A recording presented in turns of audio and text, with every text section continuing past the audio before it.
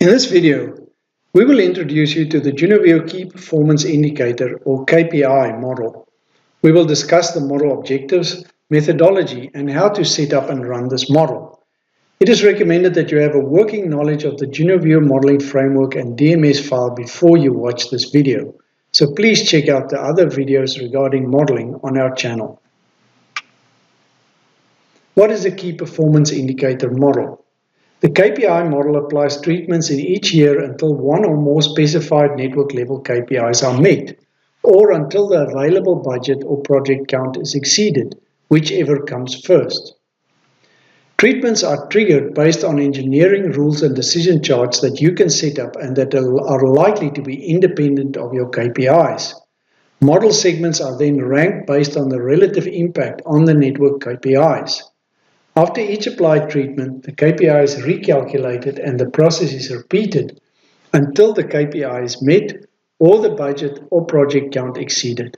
Let's start by taking a look at how your network level KPIs are specified. So here I am in JunoViewer, and the place where we specify the network level KPIs is under the Data menu and Manage Model Data.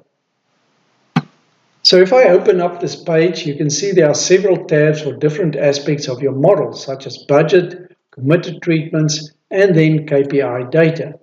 And you can see here how KPI set is specified. If I open up, for example, the KPI sets under Network A, and I go and look at this one, then you can see there are three different KPIs, one related to RUT, one to NASRA, and one to texture. Each KPI has a statistic associated with it, and then also a threshold type. So for rutting and NASRA, it's maximum, and for texture, it's a minimum. For every modeling year, you can then specify a KPI threshold value to be achieved in that year. The way to specify or instruct JunoViewer about your KPI requirements is to download a KPI set. And you can then go and open and edit that set. Here I have a KPI set consisting of three different KPIs. And for each one of the KPIs, I can specify the name of the model parameter, and this name needs to match one of my model parameters in my DMS file. So if I switch here to a DMS file and I go to the parameter sheet, I see at the top the name of my parameters. And these parameter names, such as RUT, texture, and NASRA, I need to match exactly. So assume that it is case sensitive. And what I would normally do is just copy and paste these values from my DMS file directly into my KPI setup template. Then you specify the statistic to use, and you can choose from upper percentiles to central tendency indicators to lower percentiles. And you then specify the KPI value in each year and also whether it is a maximum or a minimum type of threshold. To add a KPI, you simply copy one of the existing KPIs and put it in year and change the name. So for example, if I go back to my DMS, I know I have a surface age parameter. So let's set up a KPI related to the surface age. Let's say our client wanted to ensure that the surface age of existing seals needed to be at the most on average. So I'm going to use the mean value. It has to be a maximum, and I wanted the average surface age of 9 years or less. So in that case, you would just put in a 9 for all of your modeling period in year. So that's very simple. That's the way you specify a KPI set. You can save this file, go back to JunoViewer, upload it, and then just refresh this file so that you can register that newly uploaded file. Make sure you select the right network, for example, Network A, and also make sure after you've refreshed the page to go to the correct tab. I just forgot to do that here. So select the right network, go down here, select your file that you've just uploaded, the sheet that you want to use, and then give it a version name. So I'll call this video demo and import it. If I go back to my network A and I look in the drop down, there's my video demo, and you can see there is my newly added KPI in this list as well.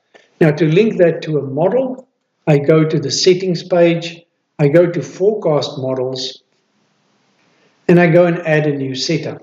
So I'm going to assume at this stage your ThoughtWorks program, your empty ThoughtWorks program is already prepared, and as are your committed treatments and so forth.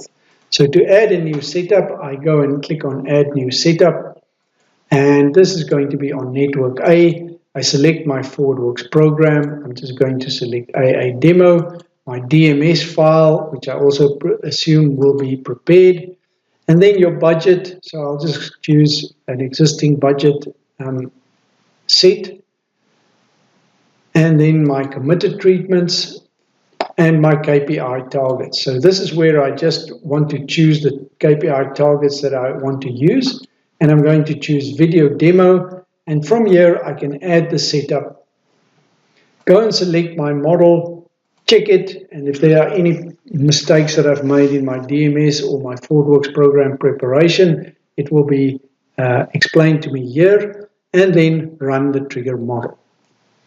Now, apart from the definition of your KPIs under the data menu and the manage model data page, apart from these definitions, you also need to go to your DMS file.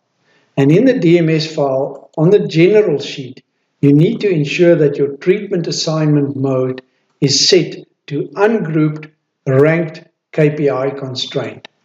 So if this option is not available in this drop-down list, just email us and we will send you an updated DMS file, or just instruct you how you can update this drop-down list to include that treatment assignment mode.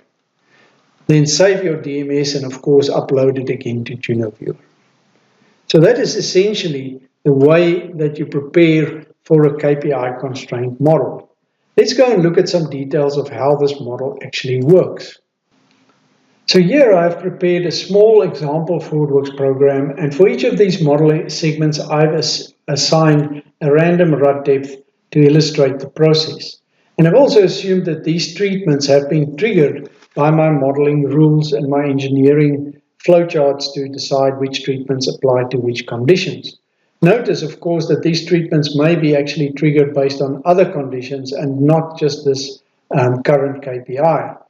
So I've assumed that my KPI requirement is a single KPI, and that I've got the requirement of having an 80th percentile RUT that should be below 12. So you can see if I calculate the 80th percentile of all these current RUT depths, I get a value of 17. Now these are the treatments that have been triggered. The question is which ones should receive priority. So what JunoViewer will do is to go and apply the resets that are specified in your DMS file. So if you go to your DMS file, under the treatments, you have all of these resets specified here. And those reset values, I've assumed to be 2 mm reset for a rehab, for an overlay 5, and for mill and replace also 2. So in this case, if there's an overlay, this RUT of 8 is going to become a 5. And I can see then the percentage impact that JunoViewer will calculate, which is simply the difference between the before and after values divided by the before values. So I calculate this relative impact as a percentage of the KPI value before the treatment was applied. So this gives me a 37% impact. For rehab, I reset it to 2. For mill and replace, also 2. Here's another overlay. It goes to 5, 2, 2, 2, and 2. For where there is no treatment triggered, it's not applicable, so it's not included in the rank process. So now that JunoViewer has the percentage impact, it can actually do the ranking. So that works as follows. It's a simple internal ranking process that JunoViewer does to rank the model on the percentage impact, and it does it from largest to smallest. So these are the ones that are not treated. So basically, I can almost take them out, but I need them to recalculate my KPI. So now that I've calculated the rank, I can go back and reset these RUT values in here, and this is all done internally by JunoViewer. And I can recalculate the KPI, and now I'm going to actually start applying these treatments until my KPI is met. And I apply it in order of the rank. So I know this is rank number 1, the top one, 2, 3, and so forth. And so this is the way that JunoViewer internally calculates whether the KPI is satisfied. So it's now going to apply the reset. This 20 will go to 2. And you can see the KPI has dropped to 16.6. It's still not below 12. Here again, 2, 2, 2. And you see it's almost matching the KPI, but it's going to do another treatment. And I'm assuming in this case that there's enough budget available to do that. If the budget at some point ran out, it would just stop at that point as well. But the ranking would still be applied. Now notice that this ranking, this method of ranking and the way that this ranking is calculated, it's at this stage what we think is a good approach. If you have other suggestions for how to rank it, then please let us know.